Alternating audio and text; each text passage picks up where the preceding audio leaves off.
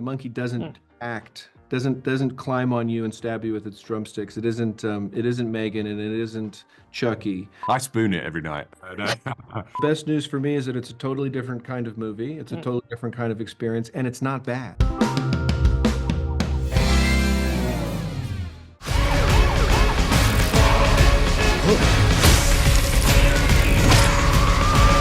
Theo, I want to start with you. You get the exciting chance of playing two distinct roles, even though they are twins in this one. So how is Theo James as a scene partner?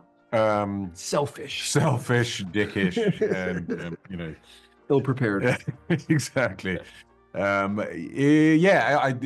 I love the idea of playing both of them because they're so entirely different personalities. You know, Hal on one hand is quite internal, this kind of broken guy, but he's kind of the moral center of the film. And then Bill is a little 10-year-old chap trapped in an adult's body, and as a result is completely insane. So we kind of pushed both characters, Oz and I, as far as we could, but especially with Bill, we wanted him to feel as fun but as kind of toxic and maniacal as possible. But it's a strange thing acting against yourself because you obviously you're not doing it in real time, so you have to plan and have some idea what you're going to do. Not so much that you're affecting the naturalism of the scene, but you have to really think what the outcome is of the scene before you're going to do it. Whereas normally, if it's just yourself, it's better to be kind of in the moment and just see what comes at you. But with playing both of them, you have to have a bit of a plan.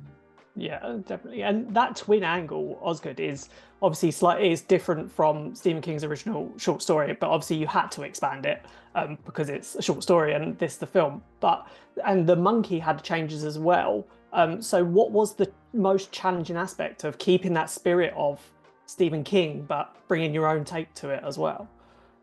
Once I connected with the material and sort of understood what it was and kind of really started to dig the idea that the monkey himself or itself or herself, themselves, they don't do anything. The monkey doesn't act, doesn't climb on you and stab you with its drumsticks. It isn't Megan and it isn't Chucky, and so it sort of gave off this almost godlike vibe, like this totem, this idol.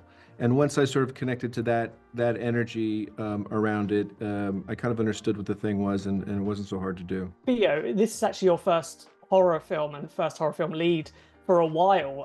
I think it's like Blood Wars, almost 10 years ago now. Did getting covered in fake blood make you remember why you don't do that many horror films? It's really the first proper horror film I've done, actually. And I've always wanted to do one because I love the genre. I've always wanted to do a kind of an elevated one with the brain. And Oz and I have known each other a little bit before. So when I heard about it, that Oz was adapting a Stephen King short, it sounded like a kind of no-brainer, really. But yeah, it's I enjoyed it because you're able to, with this especially, you're able to touch on a multitude of things in terms of the human psyche. It's about comedy, it's about humor, but it's also about father and son relationships. It's about kind of the legacy of trauma, and then on top of that, it's just a kind of mad, wild ride. So you're used to getting covered in blood, but that's part of the journey that you kind of accept when you're starting the mission, as it were. Yeah, and it comes fairly quickly, unusually after Longlegs became such a sensation last year, Osgood. Is it almost a blessing that this was kind of already done, already in the works and wrapped before all that pressure of like following up Longlegs came, because you could just do what you wanted?